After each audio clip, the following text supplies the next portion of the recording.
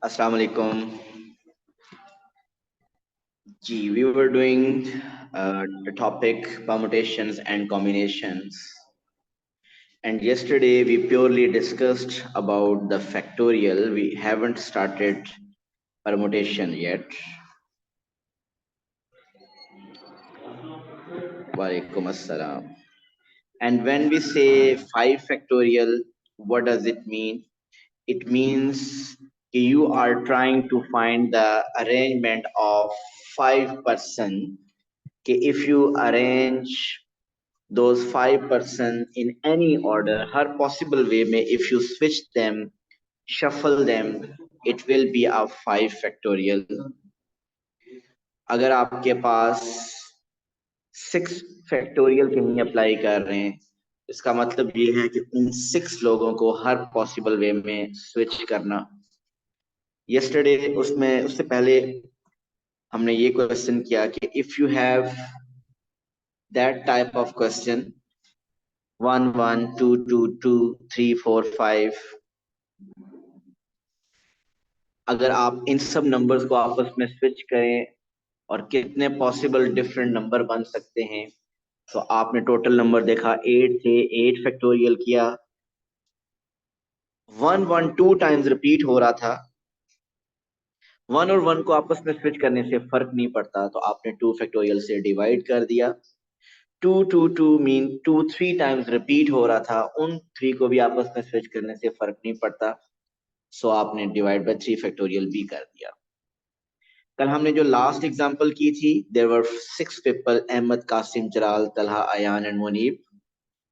उसका पार्ट 1 था no condition, you have to just arrange all of them, so 6 factorial ways. उसका जो part 4 था, it was the condition was कि Jalal and Talha should always be sitting next to each other.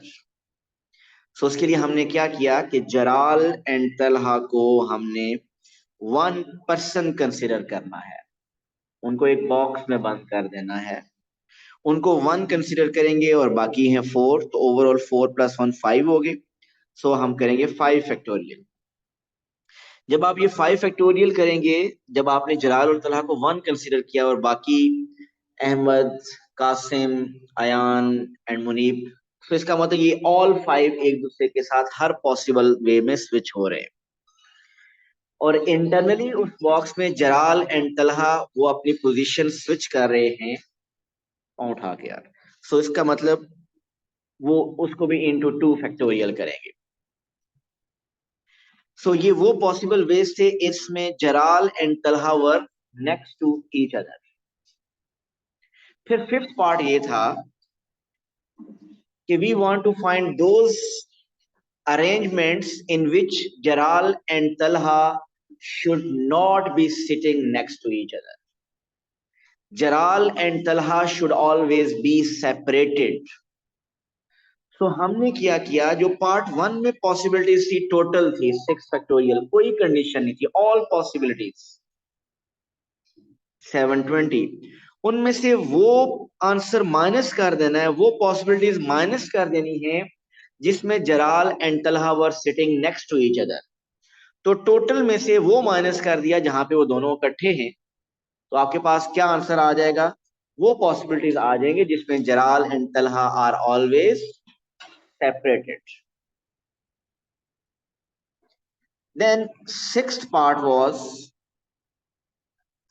we want to find those number of arrangements in which 3 specific people, Munib, Ahmed and Qasim, they should be sitting next to each other.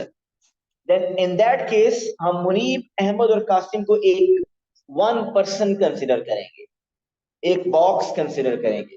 सो 1 2 3 4, इन 4 को हर possible में switch करेंगे 4 factorial.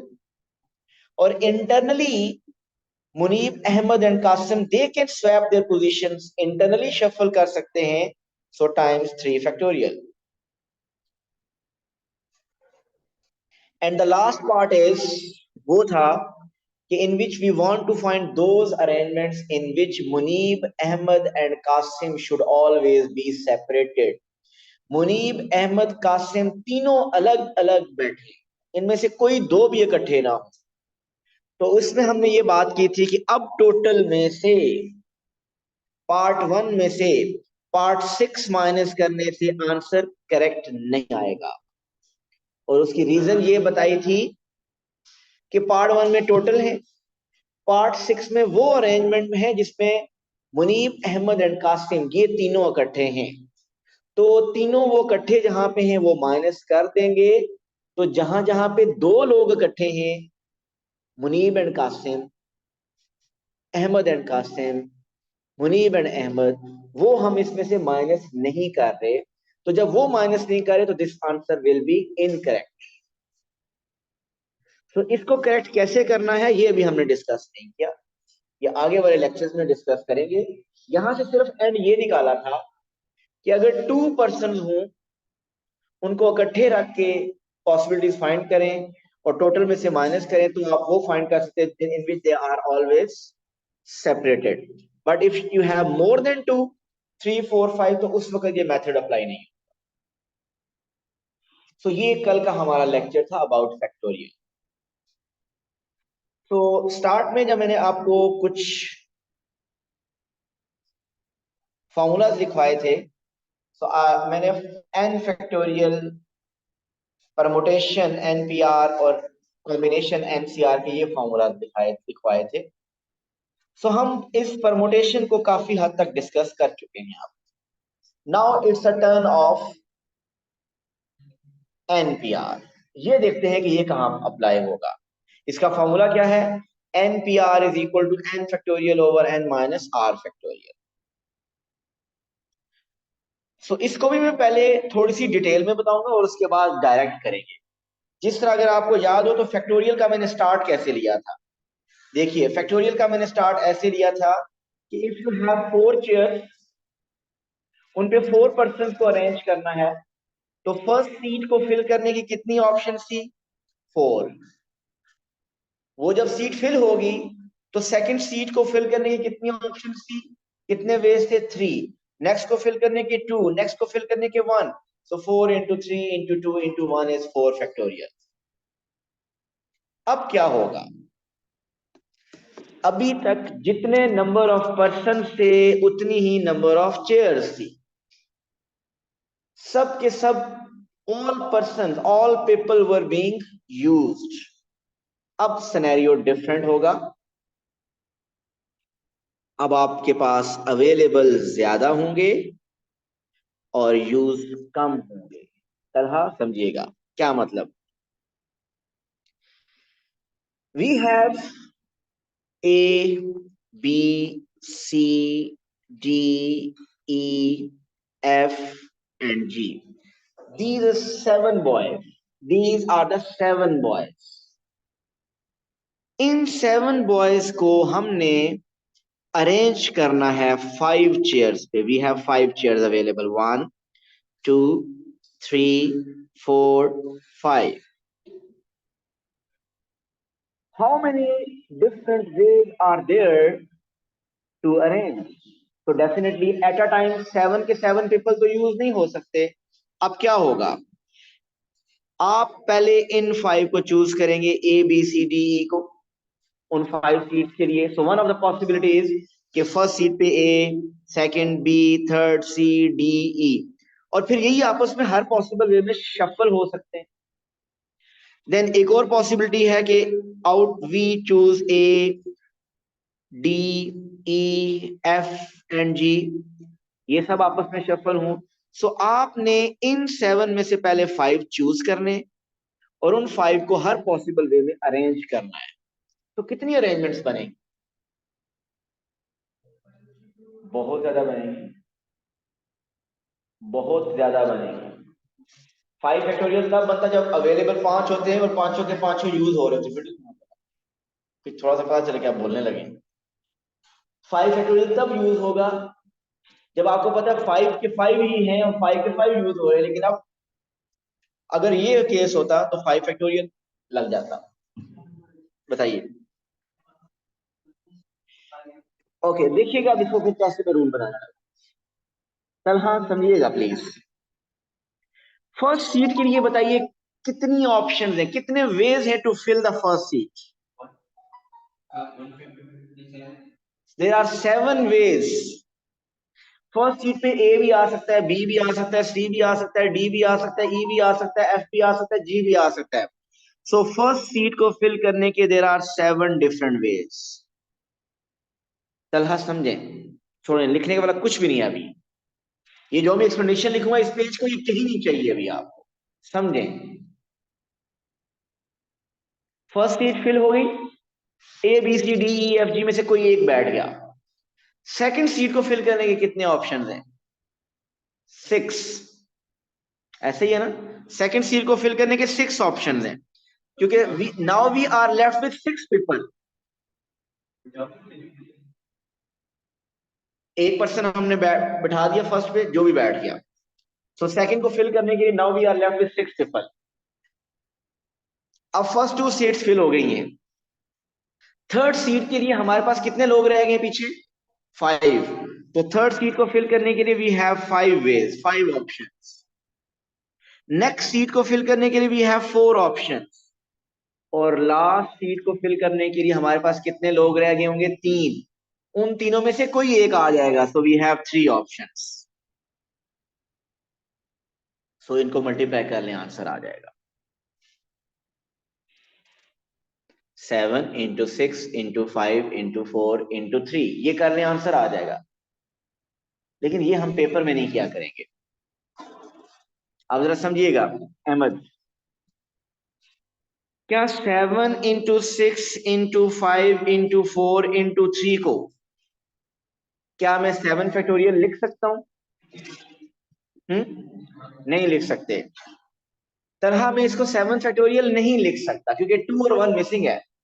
तो मैं चाहता हूं इसको 7 factorial लिखूं। तो मुझे क्या करना पड़ेगा? मुझे 2 और 1 मल्टीप्लाई भी करना पड़ेगा और उसको बैलेंस करने के लिए 2 और 1 से डिवाइड भी करना पड़ेगा। समझे समझे, इधर इधर इधर। सो न्यूमिनेटर में क्या बन गया? 7 फैक्टोरियल, और डिनोमिनेटर में क्या बन गया? 2 फैक्टोरियल। अब आगे देखिएगा, 7 फैक्टोरियल 2 को मैं लिख सकता हूं 7 - 5। Can I write 2 factorial as 7 - 5 factorial? It's the same thing ना। ये क्या बन गया? 7 फैक्टोरियल ओवर 7 - 5 फैक्टोरियल। अब अगर आप प्रीवियस पेजेस पे जाइए तो मैंने आपको एनपीआर का फॉर्मूला ये लिखवाया था, जरा देखिएगा। एनपीआर का मैंने फॉर्मूला बताया था, N factorial over N minus R factorial. ये था ना फॉर्मूला। तब हाँ बताइए, ये अब फिर क्या बना?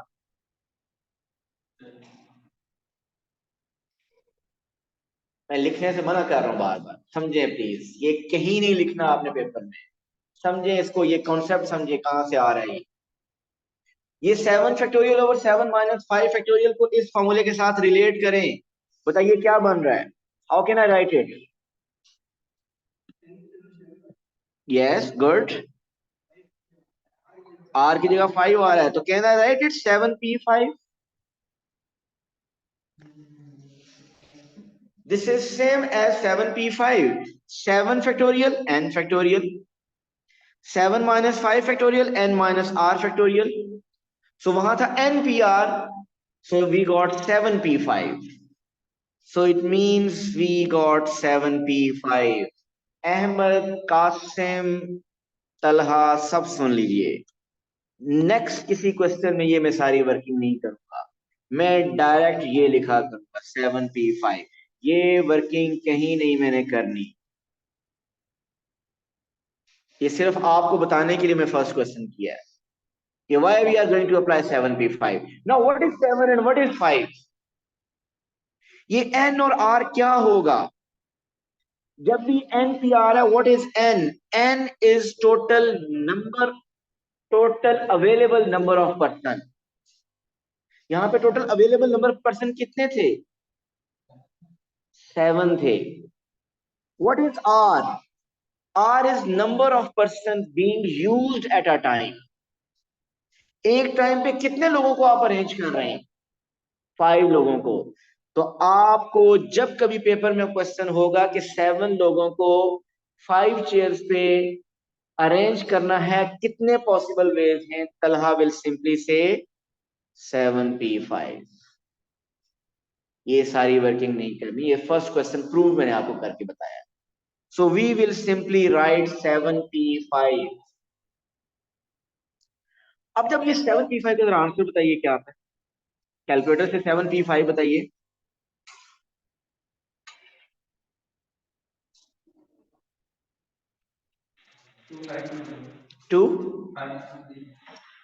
2520 ways। नाउ 2520 ways, समझिएगा। अब ये क्या है, ये 7p5 का और फर्दर में डीप जा रहा हूं, मीनिंग क्या है। 7p5 का मीनिंग समझिए क्या है कि 7 में से जो 7 लोग अवेलेबल थे, A B C D E F G, पहले आपने उन 7 में से 5 लोग चूज करने हैं। जो 5 चूज, और वो 5 जो चूज करने हर पॉसिबल वे में चूज करने हैं। पहले आप ये 5 चूज कीजिएगा, ए बी सी डी ई। फिर आप ये 5 चूज कीजिएगा, सी डी ई एफ जी। फिर आप ए सी डी एफ जी ये चूज कीजिएगा। मीन हर पॉसिबल वेज में, हर पॉसिबल वे में पहले 7 में से 5 लोग चूज होंगे, और वो जो 5 चूज होंगे वो फिर हर पॉसिबल वे में यहां आपस में शफल भी होंगे। सो तभी ये 2520 आंसर बनता है। कुछ एग्जांपल्स करते हैं। अब आपने डायरेक्ट क्वेश्चन करना है, ये वर्किंग सब नहीं करेंगे। For example the question is, we have 1 2 3 4 5 6 7 8 9। आपके पास ये 9 डिजिट्स हैं। इन 9 डिजिट्स को यूज करना है और 3 डिजिट नंबर बनाना है। We want to make 3 digit number. Muneeb, can you give me any one example of 3 digit number? 234। Ahmad, क्या आप एक और एग्जांपल दे सकते हैं 3 डिजिट नंबर की using these digits? 154। Talha? 698, 231, 671, 542। These are the different number. आप बताइए कितने 3 डिजिट नंबर्स बन सकते हैं? How many 3 digit numbers can be made? So the answer is 9p3। 9p3 mean आपके पास अवेलेबल डिजिट्स थे 9, उनमें से 3 यूज करने थे एट अ टाइम। तो आपने क्या कर लिया, 9p3 कर लिया। So total available were 9, being used at a time were 3, so 9p3। ये 9p3 के अंदर इंटरनल ऑपरेशन क्या हो रहा है कि वो पहले इन 9 में से 3 को चूज करता है। सपोज वो 3 चूज होते हैं, 3 6 8। इन 3 जो चूज किए हैं इनको हर पॉसिबल वे में अरेंज करता है। 368, 386, 863, 836, 638, 683। ये 3 चूज किए, उन 3 को हर पॉसिबल वे में अरेंज किया। फिर नेक्स्ट 3 चूज हुए, 4 5 6, उनको हर पॉसिबल वे में अरेंज किया। सो पहले हर पॉसिबल वे में 3 डिजिट्स चूज होते हैं, फिर उन 3 डिजिट्स को हर पॉसिबल वे में शफल करते हैं। तो 9p3 का आंसर क्या आ रहा है?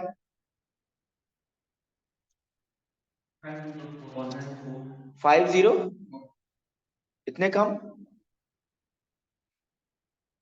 ये 504 या चले, ठीक हो गया जी। क्लियर है? इंग्लिश के कितने अल्फाबेट्स होते हैं? 26। ए बी सी डी ई से लेकर जी तक कितने अल्फाबेट्स होते हैं? 26। तलहा? इन 26 अल्फाबेट्स को यूज करना है आपने, और आपने अपने लैपटॉप का एक पासवर्ड बनाना है। और मैं आपको कहता हूं कि आपने जो पासवर्ड बनाना है वो होना चाहिए,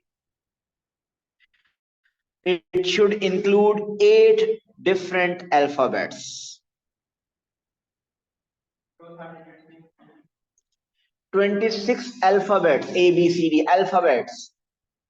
Use 8 different alphabets. Using 8 different alphabets, how many passwords can be generated? 26P8.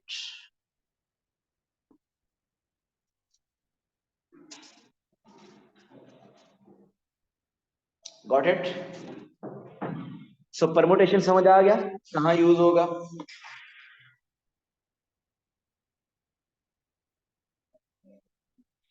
Okay, अगर वापस आइए इधर देखिए, ये जो 9 डिजिट्स थे, आपने मैंने कहा था कि 3 डिजिट नंबर बनाइए। अब अगर इन्हीं में मैं कह दूं कि 9 के 9 डिजिट यूज करें, use all 9 digits, so how many 9 digit numbers can be made? 9P9। Check करें 9P9 का आंसर 36288 जो भी आ रहा है। जरा सुनिएगा सुनिएगा सुनिएगा, ये 9 के 9 डिजिट्स यूज करना हो तो ये तो पहले भी आप करते रहे तलहा, ये पहले भी करते रहे, ये तो फैक्टोरियल, यहाँ पे तो 9 फैक्टोरियल भी लगा देते तो वो भी ठीक था ना। 9P9 का आंसर कैलकुलेटर में चेक करें और 9 फैक्टोरियल का आंसर चेक करें, दे आर सेम। इसका मतलब क्या हुआ? ये छोड़ दे जीरो को, 9P9 and 9 factorial they are same answer. इससे क्या पता चला तलहा?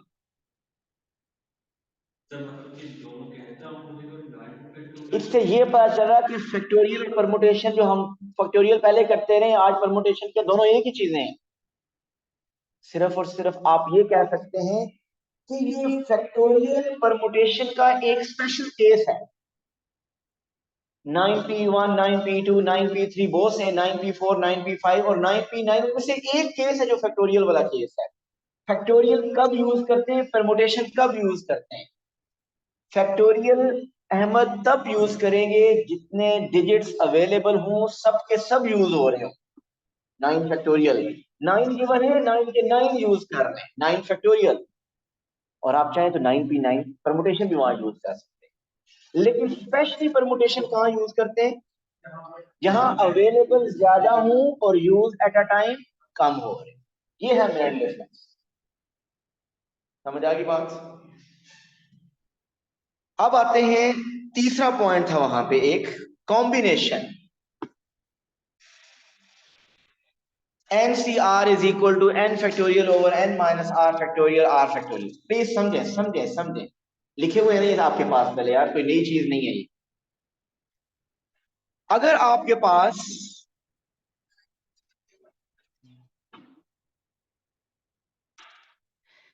इस फॉर्मूले में और परमुटेशन के फॉर्मूले में और कॉम्बिनेशन के फॉर्मूले में डिफरेंस बताइए क्या है?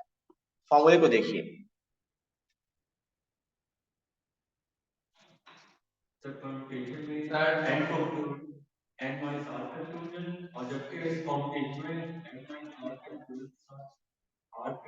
बिल्कुल। अगर हम परमुटेशन को फर्दर डिवाइड कर दें आर फैक्टोरियल से, मीन डिवाइड कर दें इधर आर फैक्टोरियल से, वो क्या बन जाएगा? वो कॉम्बिनेशन बन जाएगा। ऐसा ही है, मतलब अगर 7P2 आप करें, उसको फिर 2 फैक्टोरियल से डिवाइड कर दें तो वो कॉम्बिनेशन बन जाएगा। ऐसा ही है ना, आर फैक्टोरियल से डिवाइड करें ना एक्स्ट्रा। अगर आपके पास हो 10P4, उसको 4 फैक्टोरियल से डिवाइड कर दें तो इसका मतलब, ये 4 फैक्टोरियल को डिवाइड करने का मतलब कि जो आपने 10 में से 4 चूज किए हैं और उन 4 को अरेंज किया है, उन्हीं की अरेंजमेंट को डिवाइड कर दे तो फिर आएगा। लेकिन ये इतनी आसानी से नहीं समझ आएगा, मैं इसको एक Sir, could you repeat that once more? मैं बताता हूं, मैं एक और मेथड से समझाता हूं।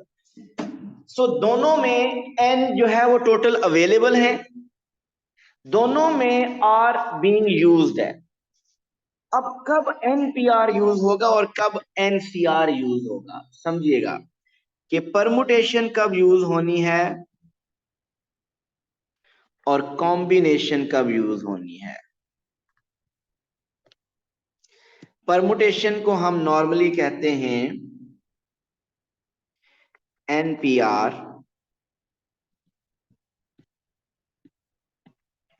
और कॉम्बिनेशन को हम कहते हैं NCR.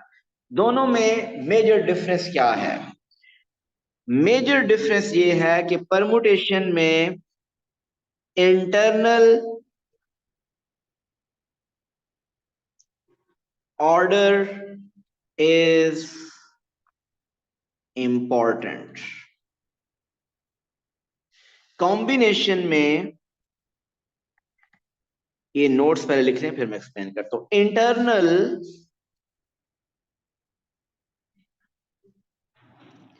Order is not important.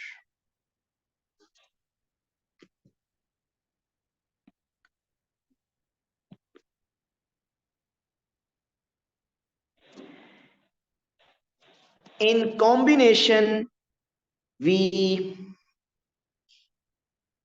choose only.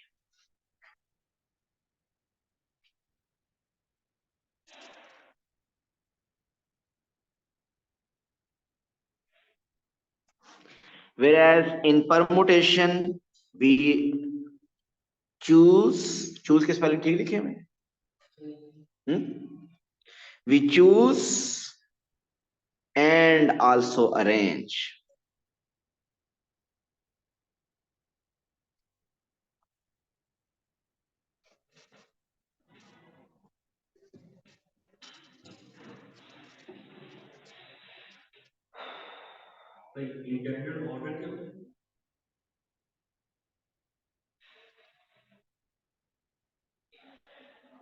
बताता हूं,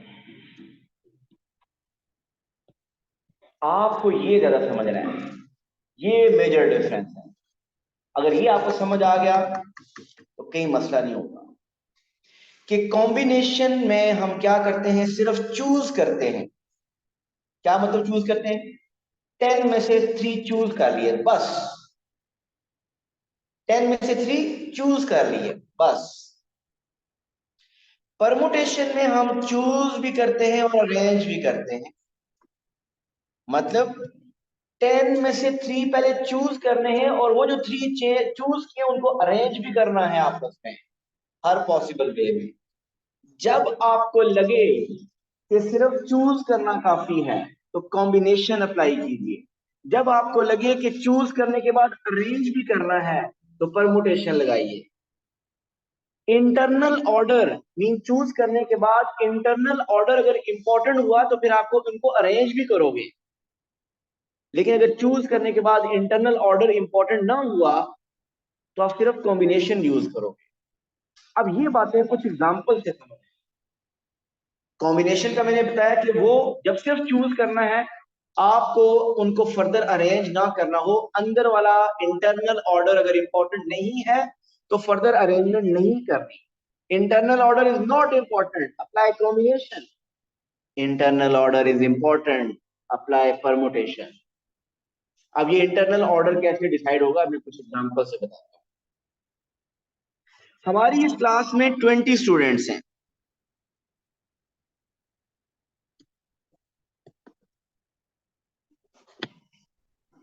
मुझे इन 20 स्टूडेंट्स में से 3 मेंबर कमेटी बनानी है।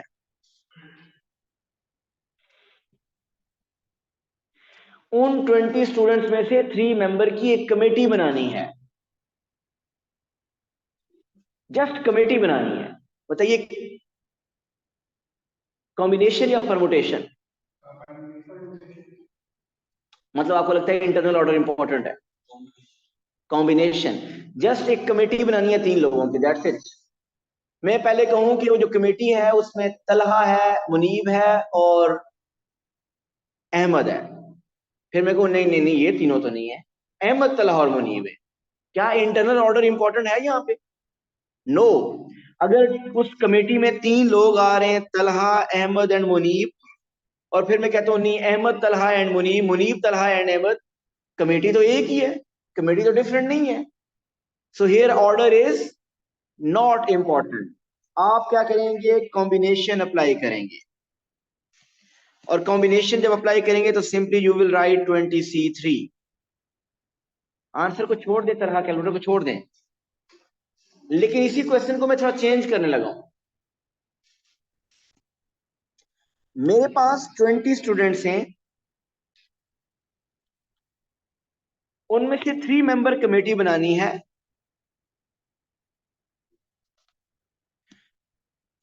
उन 3 मेंबर में से एक मेंबर होगा प्रेसिडेंट, दूसरा होगा वीपी, वाइस प्रेसिडेंट, थर्ड होगा just member. Now tell me how many ways are there out of 20 3 member committee के लिए? अब बताइए इंटरनल ऑर्डर इंपॉर्टेंट है या नहीं? अब इंटरनल ऑर्डर इंपॉर्टेंट है कि अगर मैंने तलहा को चूज कर लिया, मुनीब को चूज कर लिया, अहमद को चूज कर लिया, अब फर्दर ये भी इंपॉर्टेंट है कि क्या प्रेसिडेंट तलहा प्रेसिडेंट भी हो सकता है, वाइस प्रेसिडेंट भी हो सकता है, मेंबर भी हो सकता है। मीन पहले केस में Talha president, Munib vice president, Ahmad member. फिर Ahmad president, Talha vice president, और जो थर्ड है वो मेंबर। मीन अब इंटरनली कौन किसकी क्या पोजीशन है वो भी इंपॉर्टेंट है। तो 20 में से 3 जो लोग चूज होंगे, उन तीनों में इंटरनल ऑर्डर भी इंपॉर्टेंट है कि किसकी स्पेसिफिक पोजीशन क्या है। तो अब आप क्या अप्लाई करेंगे? 20P3। So internal order is important. इसमें क्या कर रहे हैं? 20 में से 3 सिर्फ चूज कर रहे हैं। इसमें से क्या कर रहे हैं? 20 में 3 चूज हो रहे हैं, और वो 3 आपस में हर पॉसिबल वे में अरेंज भी हो रहे हैं। One more example. हमारे पास 15 प्लेयर्स हैं, football players.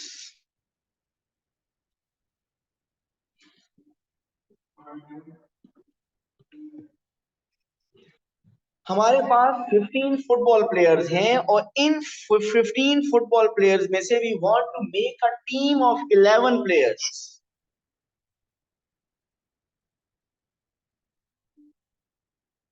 How many ways are there to make a team of 11 players?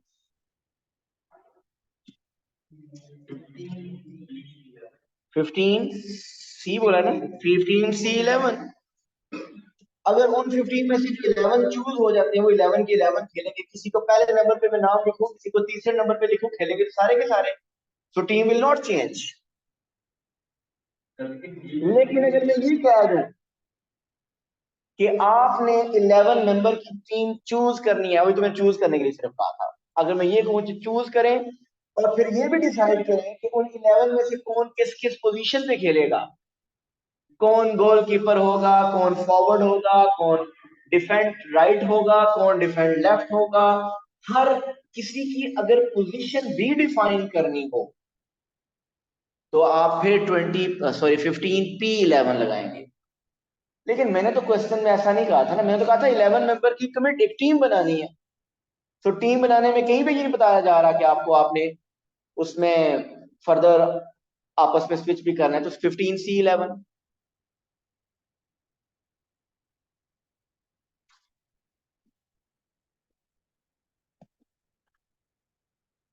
आपके पास ABCDEFGHI कितने लेटर्स हैं? ये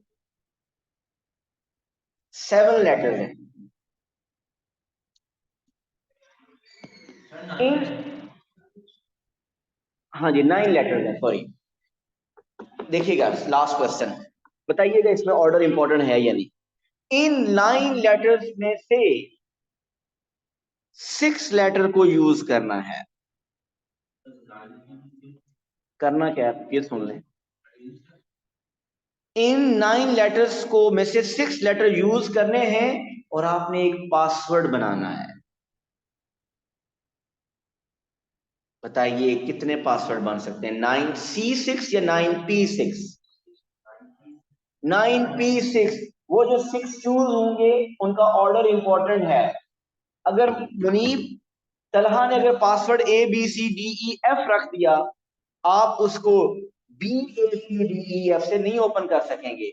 ऑर्डर भी आपको पता होना जरूरी है पासवर्ड के लिए। तो यहां पे आप यूज करेंगे 9P6। तो ये मैंने कुछ एग्जांपल दिए जिससे हम आइडेंटिफाई करेंगे कि whether we have to use combination या परमुटेशन, और इस चीज को हम फर्दर एक्सटेंड करेंगे कल, ताकि लेकिन आप जितना आज पढ़ा है प्लीज रिवाइज करके। Thank you so much.